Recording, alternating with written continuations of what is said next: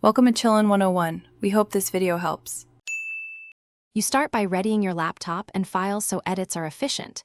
Make sure you have adequate storage and a calibrated sRGB or Adobe RGB profile. This prevents color surprises later.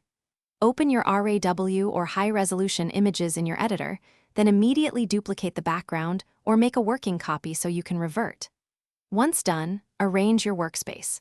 Expose the histogram, layers panel, and main tools. This gives you visual feedback and quick access to adjustments as you move into precise corrections. Next, you tackle the main corrective and creative steps.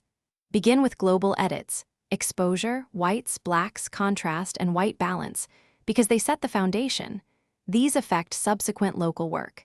Then perform local adjustments using masks, healing, and selective sharpening to refine subject detail without harming surrounding pixels. Use smart objects or adjustment layers for non-destructive edits so you can tweak later. Make incremental saves as versions, V1, V2, final. This keeps your workflow reversible and makes comparisons straightforward when fine-tuning. Finish by preparing deliverables and validating results.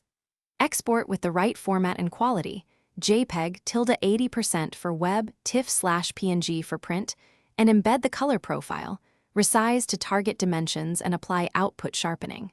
Before exporting, inspect at 100%, confirm no clipping in highlights or shadows, and verify metadata. If problems arise, a key troubleshooting step is to check that your display and export color profiles match. If performance lags, purge cache, reduce.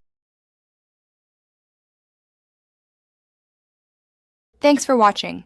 Consider subscribing if we helped you.